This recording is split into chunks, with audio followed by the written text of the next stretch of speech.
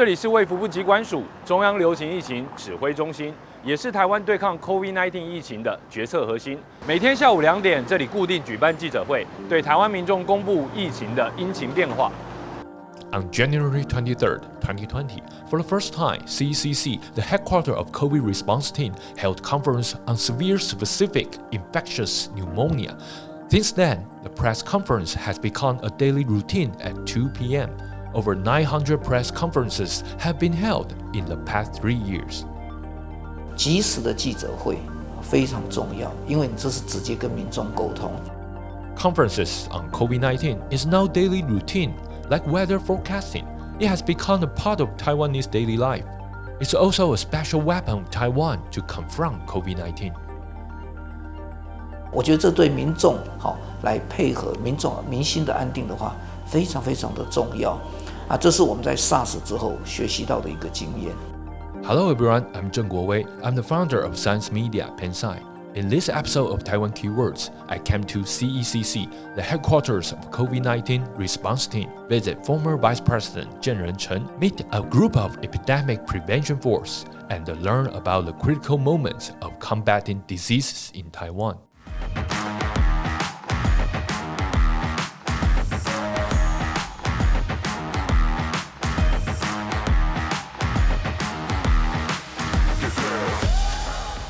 December 2019, a Chinese city 1,000 kilometers away from Taiwan, out of nowhere came the mysterious virus. The new coronavirus spread globally at an alarming rate. Taiwan is the closest country to China. It is also the first country to initiate the response. 我们的确在2019年的12月31号，那时候的我们同仁在晚上的时候，那在看待这些的网络，的确也注意到说，中国大陆有这部分的讯息出来。An early warning was issued in Taiwan. It came from a young night-timer who was browsing the online forum PPT. PPT is a Reddit-like internet forum in Taiwan. One CDC official saw it on the forum. The users were discussing a suspected outbreak in Wuhan. 中国大陆的讯息，我们一向都非常的谨慎，我们觉得这要非常非常慎重的处理。全世界第一个登机检疫的这个措施，从武汉来的飞机的话，我们就上飞机上去看。3 days later, the CDC set up a response force. They recommend a level 1 travel alert in Wuhan, China, and raised the alert for international flights. January 21st, CECC announced the first confirmed imported case in Taiwan. It is also the world's first non-Chinese case. 指挥中心，大家结果关心一直守在防疫最前线的伙伴，看大家的士气都很好，那也知道自己肩负的是一个很重要的国家的责任，就是我们要保护我们的人民。The first cases came back from Wuhan to Taiwan, and at that time, Dr. Chang was said that we have to do both things. One thing is for the epidemic prevention. It's definitely very important, but there's another thing, and CECC has to gain this public trust. That's the reason why CECC held that daily news conference and try to be very transparently and openly share the information with the public in Taiwan. SARS 之后我们对全世界流行的这种疫情，我们都很小心。尤其是对于来自中国大陆的疫情的讯息，我们更加的谨慎。毕竟我们有几百万人在这之间这样子流通。Every year from December to February is the New Year period in Taiwan. Many Taiwanese working in China will come home for holidays. Some of them may carry the virus. This was a nightmare for the prevention workers. 这过程当中肯定有很多压力啊，包括我们从一开始是因为过年那段时间你要开始封锁，其实是很大的影响。那对那么多不同的压力，到底是怎么样来守住的？其实那段时间的压力真的是非常非常的大。他本来买好机票的，他要回来，他的假期安排，他的业务的接洽，全部都改变了，这压力非常的大。Fortunately, the nightmare did not come true. Taiwan guarded its own border for 3 years, kept the virus out of the island. But during the last 3 years, since Taiwan is not a member of WHO, Taiwan had to face many difficulties. The director of CDC, Mr. Zhihao Zhou, shared his most profound feelings with us. 可以跟各位透露，刚开始我找这些疫苗厂谈的时候，他第一个讲说他不会卖给台湾，他更不想跟我谈。他说你就去找世界卫生组织。那我就跟他讲说，我们不是世界卫生组织的会员国啊。那个视讯会议是我主持我去参加的，结果我们台湾是遇到这种情境，我大概从来没对人家讲过这样子啊。它当中的过程的里面有一些当然也遇到一些的波折跟艰辛，但是感谢了哈，感谢同仁的努力，我们一关一关，即使不是很顺利的，我们一关一关的克服。台湾的防疫机关能够抵挡住压力，坚持专业决策，背后的原因除了透过记者会持续开放的沟通，也来自于20年前一场沉痛的教训 SARS。 Taiwan's high alert and decisive handling of COVID due to a tragic event that occurred in spring 20 years ago.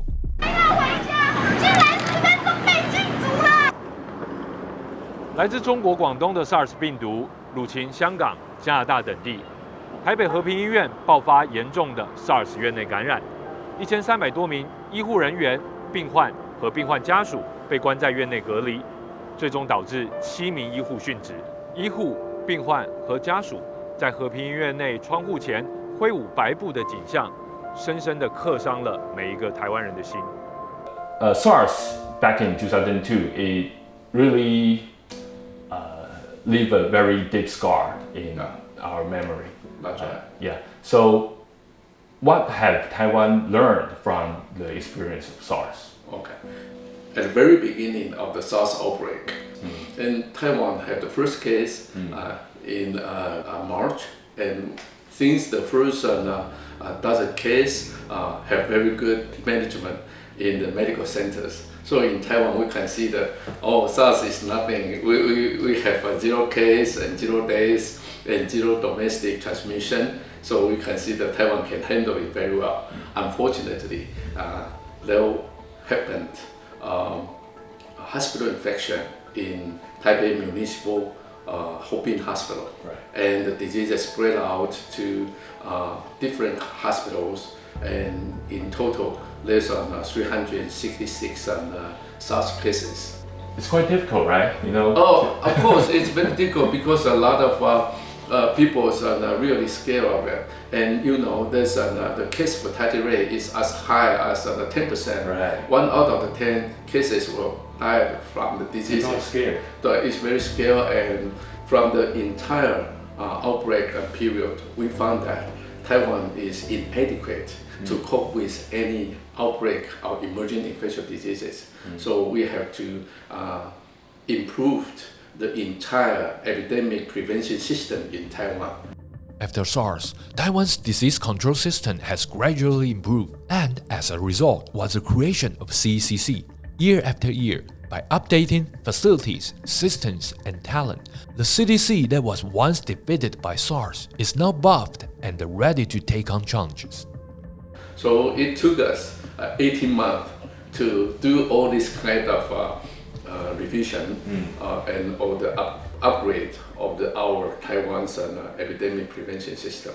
Wow. SARS left a spatial PTSD on the Taiwanese government and people in 2003.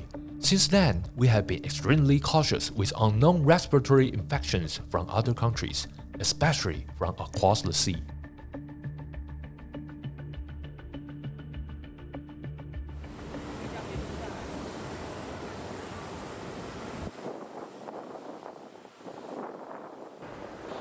数十年来，来自邻近国家的流行性病毒可不只是 SARS 跟 COVID-19， 禽流感、非洲猪瘟、H1N1 跟口蹄疫等等，对台湾人的经济跟健康都造成了相当的影响。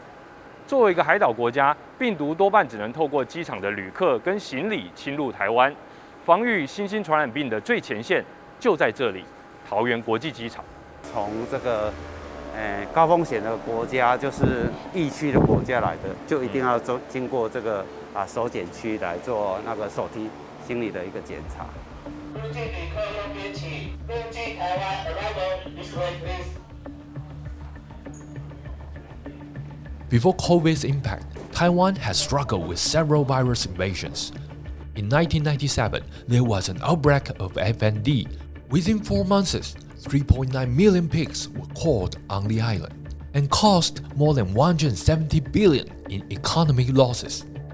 20 years later, Taiwan was able to eradicate the disease and became one of the few countries in Asia to be free of FMD epidemic, and the war continues to this day. To combat against FMD and African swine fever, Taiwan continues to conduct strict border controls. It is forbidden to bring any meat products into Taiwan. 成龙大哥，所以我们旅客带着行李就往这个路线走。是疫区的话，就要走红线。那非疫区的话，那我们就会由航空公司来发这个叫做低风险的国家。那旅客如果拿这个低风险国家这个牌子，他在我们这个要过检查站的时候出示这个，那他就可以不用经过 X 光的检查。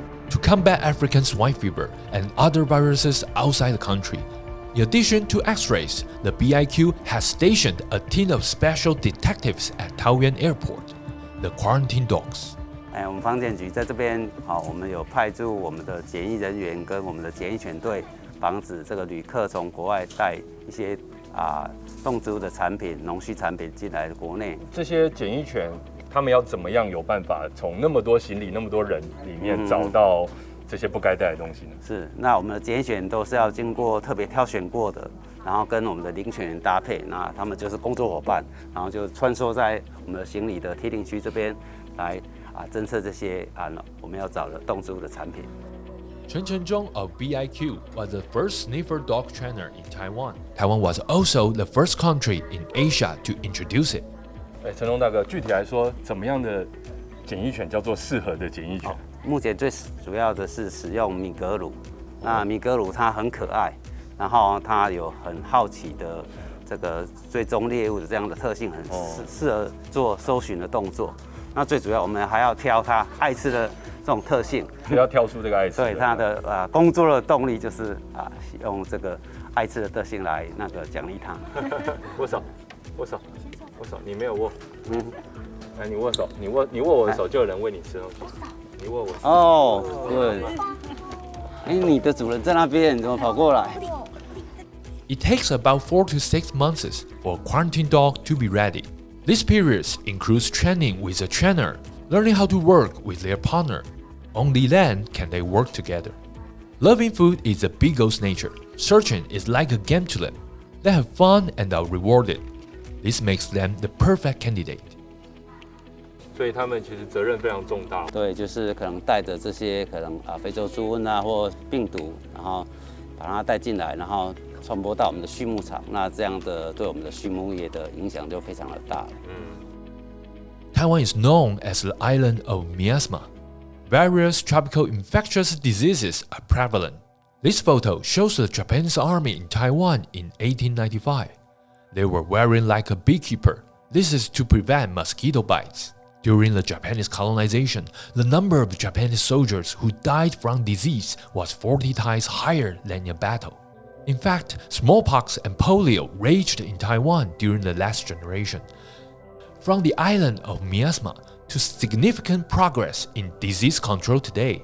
This is due to advances in public health and medicine. Vaccines are the strongest weapon, but many people are still hesitant about the vaccines. 疫苗迟疑的意思就是，有人就是不想打疫苗，有了疫苗他不敢打，不想打。那我觉得这个是一个很特殊的问题。本来就有一群人，他就是反疫苗者，他就是不打，而且他不要打，他还要别人不打。但是有些资讯是不对的，我们就应该要把对的资讯给一些人。遇到疫情的时候，我们的敌人除了细菌病毒之外，还有错误的讯息跟谣言。全世界大概疫苗施打之后都面临到一个非常大的挑战，也就是假讯息、错误的讯息。那这部分是全世界疫苗施打最大的公共卫生挑战。What are the key factors that make Taiwan success during this pandemic? Okay. The most important thing in the crisis management is to learn from the crisis. So Taiwan learned from SARS and practiced it through this H1N1 avian flu pandemic and then H1N1 pandemic. So our successful containment of COVID-19, basically starting from SARS outbreak, we learned 17 years and prepare for 17 years. I always say that in Taiwan at that time we have 23 million unsung heroes because everybody follow the governmental guideline so well. 随着病毒的演化，各式各样的变种病毒陆续出现，人类对抗传染病的方式，无论是阻绝隔离还是与之共存，都需要我们投入更多的研究，来积极寻找与疾病互动的方式。